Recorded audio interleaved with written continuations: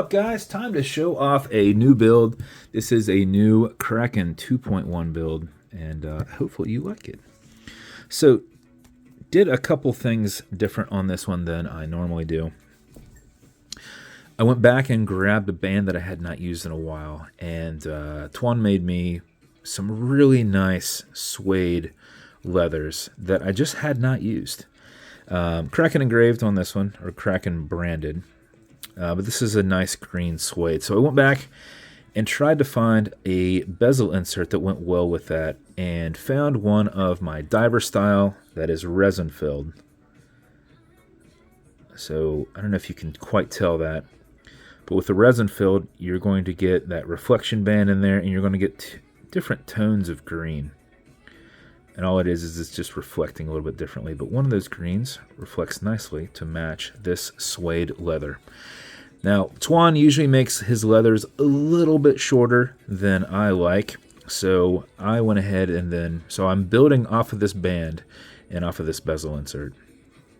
So what I did was I went and grabbed lug extensions, which gives about a 1/2 inch on extension on it. But you can always, if it's a little too long or whatever for you, you can always take these lug extensions off. But the way they kind of pop out the bottom of the 160 brushed case, I think always looks awesome. So I paired it up with that. And then since that is our Papa collar, I did everything else in stainless steel. So you got your stainless steel brushed Kraken Preview buckle.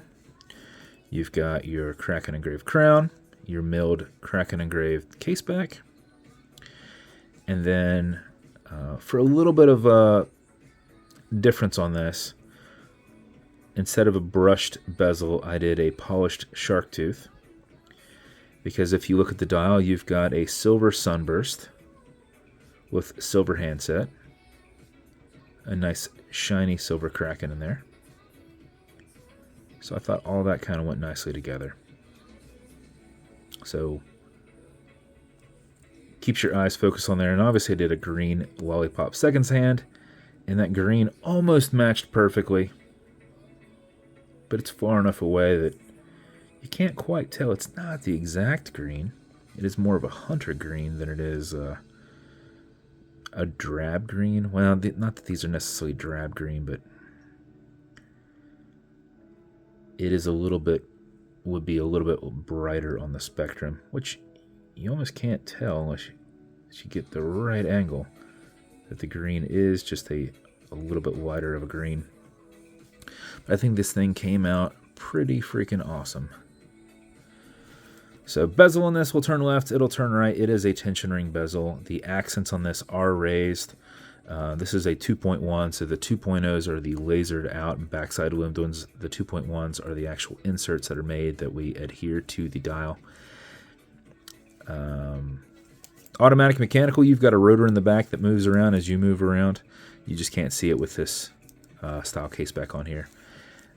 Automatic mechanical, so as you are moving about, you are moving that rotor and it is keeping time for you. But before you put these on, before you set your time, you're going to wind them just a little bit, and how you do that is you back the crown off the threads until you hear it and feel it clicking.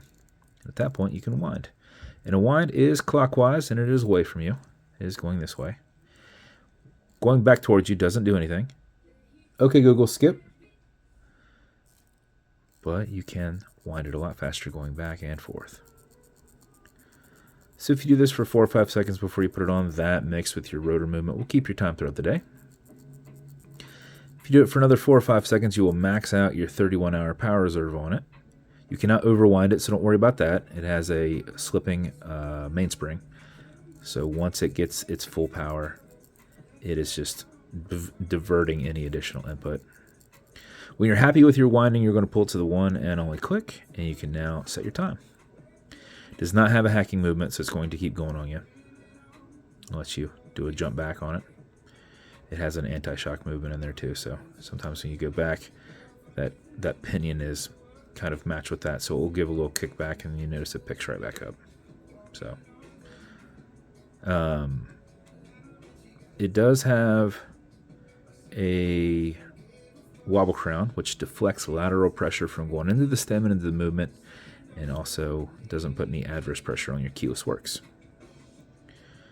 Okay, Google, what time is it? It's 2:46 p.m. 2:46 p.m. When you're good, you're going to push it over, get it out of that time setting, and then wind it down.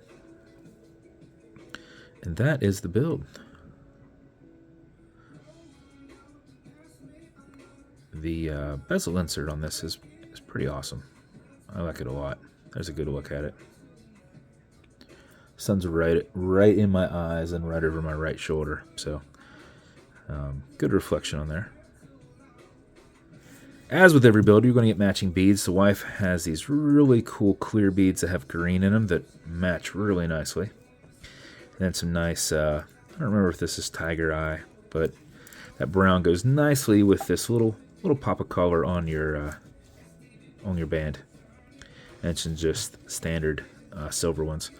This is also going to come in one of my 3D printed Kraken treasure boxes with one of my new Atlas watch pillows. This will come with watch cleaner. This is a foamer. It's good on all glass and metal, so everything here in the center, non-streaking, non-toxic, non-residue, as well as a microfiber. You're also going to get some leather conditioner. This is for the strap in case you ever feel it's not as soft. Just apply it on the front and back. Remove any excess. Use a rag. Don't use one of your microfibers. Chances are your suede's always going to be fine, but this is the part that's touching you. So if you ever get it, you actually probably would just only apply it on the back side. Not really need it on the front side. Like I said, don't use one of your microfibers. That stuff, it might dry and kind of harden, and then you don't want to rub that all over your watch, especially your glass, because that's an acrylic glass and you can scratch it, but if you do, you'll put a tiny bit of this on it. This is fine scratch remover. It's for your acrylic glass. It is Novus 2 from Amazon, just repackaged. It's like Poly Watch, and you're also going to get a matching microfiber.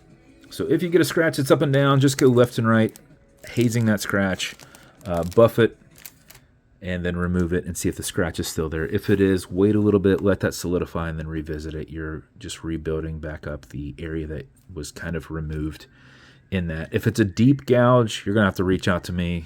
You're not going to fill that back in. You're going to have your glass replaced on it. But that's it. And I've only actually ever had one person shatter their glass or bust that acrylic. I believe they do not crack. And like the way that they're domed and done up is it's good for pressure. And they had strapped watches to the hulls of submarines and found that they lasted till about 600 meters before it essentially imploded. And the way that these are set up, this acrylic, as there's more pressure, it flattens out and makes an even tighter seal. So they're 5.5 millimeter thick. So destroying them is very difficult. But I was able to have one guy one time out of 1,200 builds do that. So a gouge is way more of a possibility than destroying the glass itself. But if you ever get into that, let me know, and I can fix it for you. I've only really ever had one person do that. So that's the build. If it's going to you, congrats. I hope you love it. If you want me to build you something custom and unique, reach out and I'll see what I can do. And if you want to continue to see videos like this, like and subscribe as I put them up all the time. Thanks, guys.